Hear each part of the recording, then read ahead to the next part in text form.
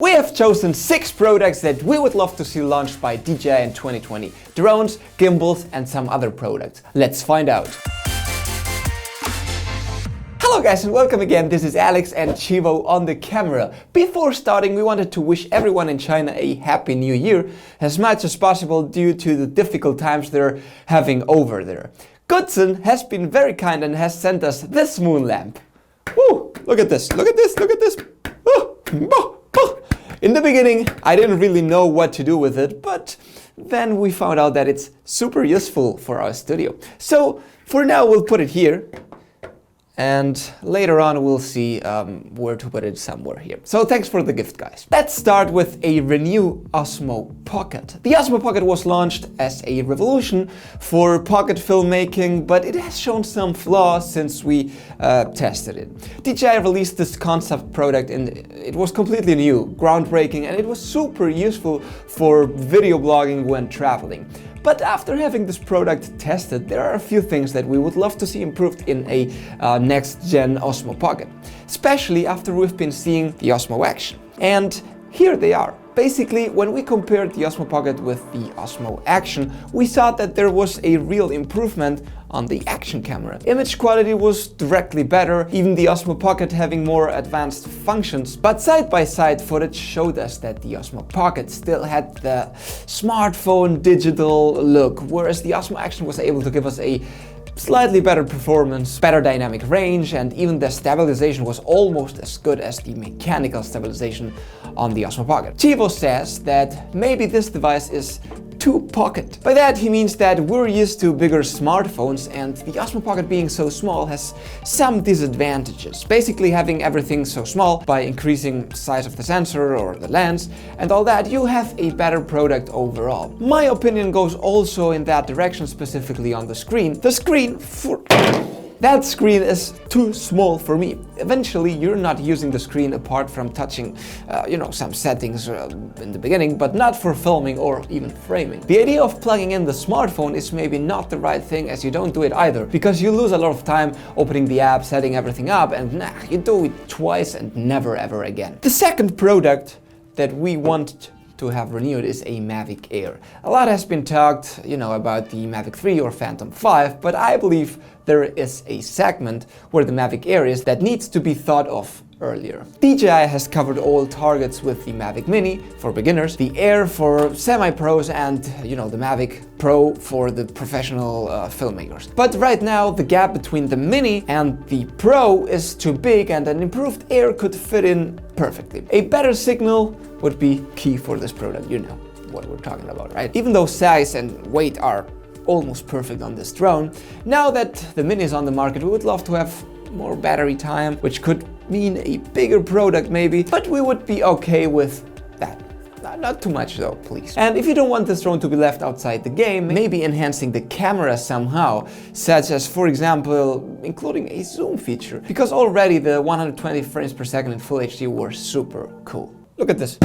Woo, Mike! If DJI wants to keep fighting with GoPro, they would probably need to launch a new Osmo Action 2. GoPro has been releasing new products almost once a year, and now still microphones, batteries, among other things, seem to be where they can keep working on. Still being a super good action cam, DJI has not managed to eat GoPro's cake, and that's a fact. Plus, GoPro seems to be pushing the 360 market too, and maybe DJI could think a little bit of that too. The back screen being bigger than the GoPro's still needs to be improved and be brighter. On this product, rather than improving the overall product, basically, we're also concerned about the possibility of DJI battling GoPro's marketing. And of course, finally having it in the tech store down at your home location, where right now it is not even available. Oh, this is massive. Chivo. The Inspire 3. The Inspire 2 has been a super well, it was actually. When it was introduced, it was a super top introduction and how they sold it to us and everything like that. It was a super mega drone branded by DJI, but since the X7 was released, we haven't heard really much about it. And that's sad, because even you have a super top product that you don't sell too much, but it gives you a certain status, right? They should be maybe thinking about updating this a bit, as not even the Phantom line has been renewed. We would like to have a drone that people recording Netflix series HBO could be using as a main drone camera, you know, the drone. So it was a super massive drone. The transporting box was way too big, too heavy, and for a decent flight you needed at least 2 batteries simultaneously. Updating this could mean having a new flagship drone by probably decreasing its size and weight, maintaining the quality it already has. A super fast drone, a lot of flight autonomy, a very good signal could leave DJI at the filmmaking focus again. We want to have that Ferrari drone, that Lamborghini drone, that people could afford for professional filming. And also DJI has diversified in the past years its product line by including action cameras, gimbals, pocket cameras and so on. Probably the mirrorless or DSLR camera market is too tight, but having purchased Hasselblad, having a X7 Zenmuse with a super 35mm sensor and all that, what about a Pocket Cinema camera? And we've been talking about this a lot. Right now there are not many brands pushing that area, being Blackmagic probably the most well known, and DJI could think of releasing finally a long-awaited cinema pocket camera. The resources, the money, materials, the specs, DJI has them and we know that. We know that DJI is the master in selling a final product, easy to use, with top quality and not too expensive. Why not giving us a cinema pocket cam? There is a large audience that has purchased drones, and maybe telling them now they could sync their footage, you know, the drone footage with a super pro cinema pocket camera with same color sciences, quality and so on would be a super hit, just saying. Last product is the Ronin SC. We are super in love with the Ronin SC and we have been traveling a lot with it lately. There is only one thing that we would love to see improved, and it's of course the power of its motors. I can use our Sony a6500 with a small lens without a problem, but then when we include the 18 to 105mm lens, which is a bit bigger and larger, of course, it's the one we're actually filming this one, it doesn't work.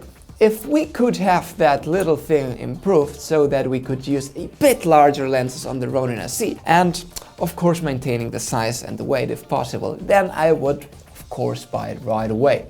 Please listen to me, DJI. Oh my god, my treasure. Look at how beautiful. Well guys, thanks a lot for watching this video. It's a wish list for us, the DJI wish list for 2020. If you would have something different in your mind, please let us know in the comments, and of course we'll be answering them. Nothing really else. It's been raining like crazy here where we are for the past 2 weeks, so we haven't really been able to go outside and film with the drones. It was super windy in the past days. So we are already waiting for spring and better, you know, being better weather condition, sunny and all that to go outside. Nothing really else to say. I hope that you liked it. Leave the thumb if you thought that this was helpful. If you're here for the first time, sub and hit the bell. Nothing really else to say. Always remember to keep calm and talk UAV.